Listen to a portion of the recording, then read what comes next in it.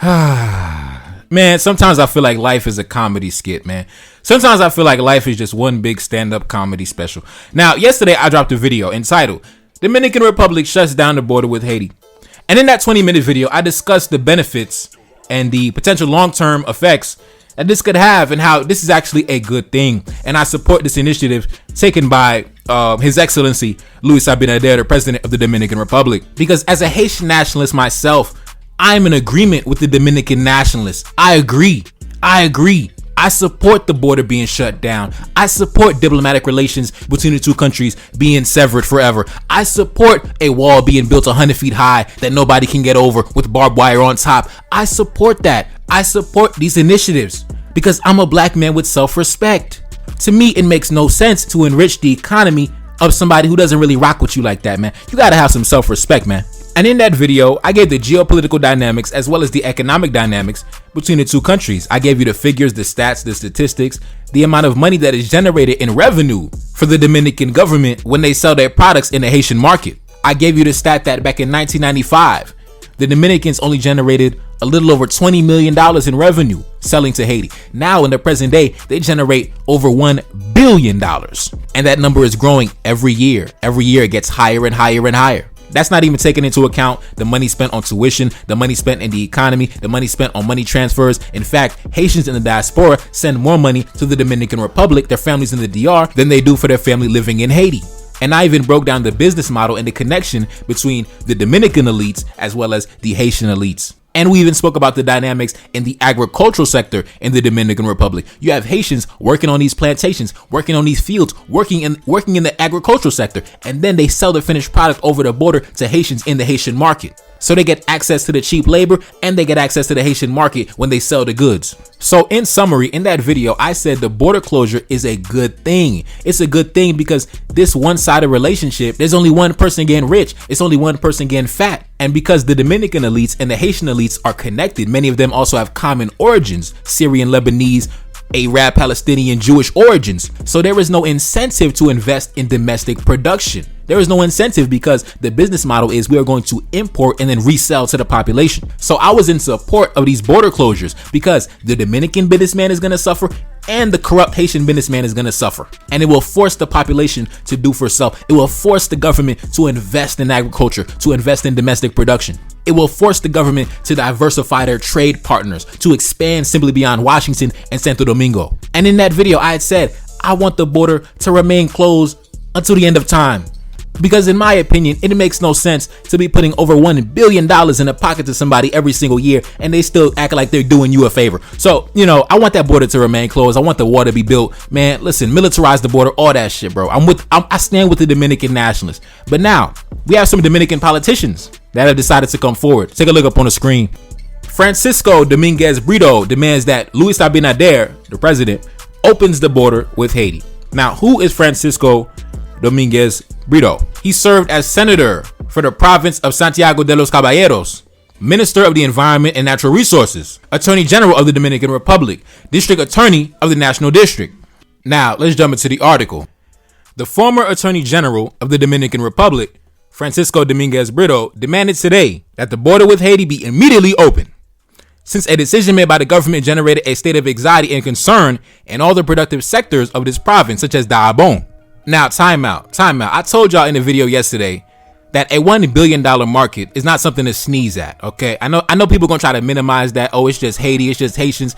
But it don't matter where that money coming from. Anybody putting $1 billion in your pocket every goddamn year, that's not something that anybody's gonna just, walk away from that easily, right? Now, I knew that Dominican elites, Dominican businessmen, Dominican politicians would eventually cave under the pressure. But I didn't think that, come on, bro.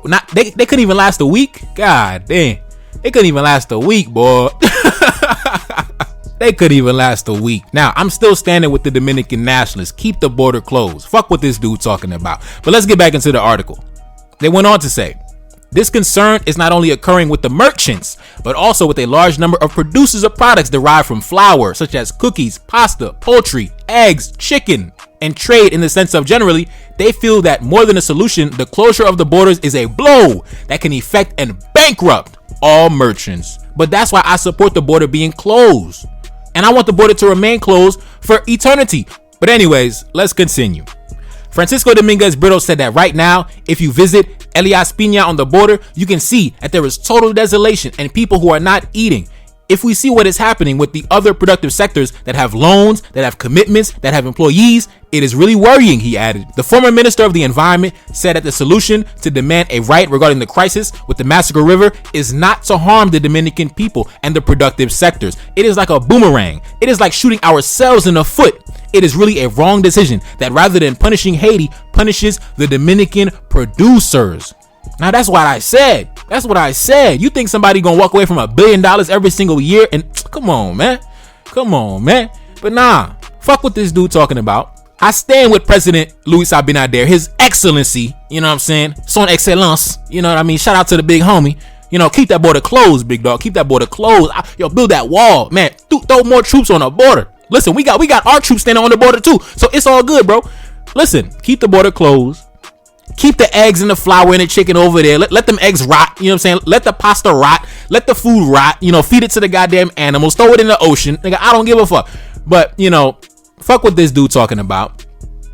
Big up to the Dominican nationalists. Big up Luis Abinader. Keep the border closed, big dog. Keep the border closed. Don't ever open it again.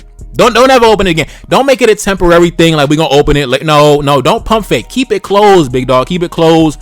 Put a padlock on that shit and throw away the key, big man. You know what I'm saying? Yeah, that's how I'm coming with it. That's how I'm rocking, bro. And I don't got any beef with Dominicans, bro. It's just a matter of self-respect. I'm just a black man with self-respect. I'm not used to groveling at anybody's feet. I'm not used to living on my knees. So, you know, if anybody don't respect you, bro, like, we don't gotta put money in your pocket, big man. As a Haitian, Dominicans are not our enemies. Like, that's not in our narrative, right? That's not our narrative. We didn't go to war against the Dominicans in 1804.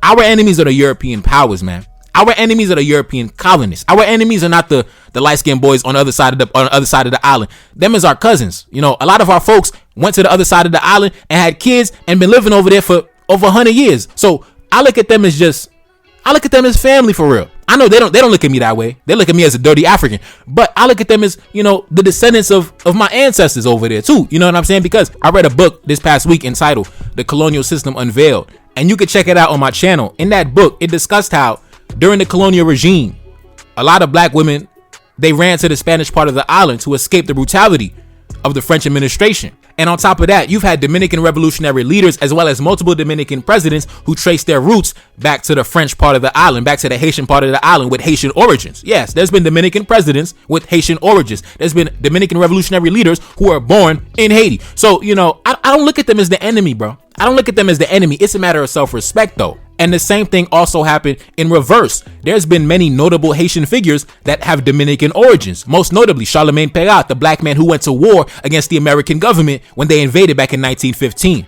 He traced his family origins back to the Dominican side of the island, and they settled in Haiti, and he became a big man on the island. And he led the revolution against the Americans a century ago. So it's been a lot of back and forth between the two nations. So I don't look at them as the enemy, man. I don't look at them as the enemy, man. I look at them as like, you know, just a family member that we be going back and forth with, shit like that. My enemy is the European colonists and their descendants. My enemy will never be a Dominican. My enemy will never be, nah, that's not our narrative.